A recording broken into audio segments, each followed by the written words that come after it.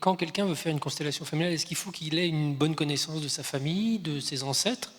Ou est-ce que si par exemple, je sais pas, je prends le cas d'une famille déportée et que toute l'histoire familiale remonte simplement à une génération, est-ce que ça peut quand même être Oui. efficace? Il n'y a pas besoin de connaître sa famille. Et comment on valide alors les choses qui remontent? Ben, oui, vous m'avez déjà posé la question. C'était pas moi, c'était l'autre. Oui, c'est... Ouais. La constellation familiale est basée... Bon, d'abord, reprenons la genèse. Celui qui a conçu cette méthode s'appelle Bert Hellinger, donc, et lui, il était missionnaire en Afrique. Et donc, il était très proche des rituels. Et il s'est aperçu, en tout cas, il est revenu en Occident avec l'idée que nous sommes un. Et que lorsqu'il arrive quelque chose à un membre de notre famille, ça arrive à toute la famille. Lorsqu'il arrive quelque chose à mon collègue, toute la société le subit.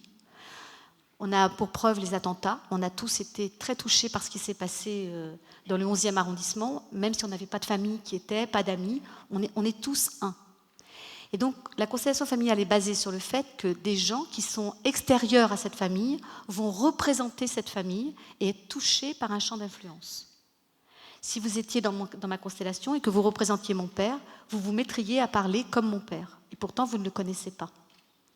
C'est comme si vous rentriez dans mon champ, un champ invisible, et que vous deveniez ma famille.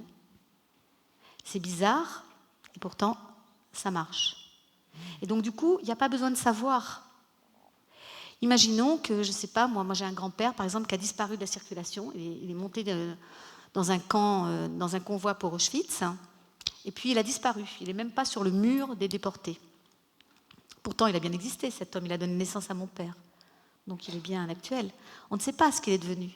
Mais quand il est rentré dans ma constellation, j'ai pu l'honorer. Et peu importe ce qui lui est arrivé. J'ai repris cette force de mon grand-père à l'intérieur de moi. Et j'ai ainsi récupéré toutes mes parties. Je suis bien la petite fille de mon grand-père. Et ça a changé quelque chose énergétiquement. Quoi exactement? C'est la force de la constellation, c'est qu'on ne comprend pas toujours ce que c'est.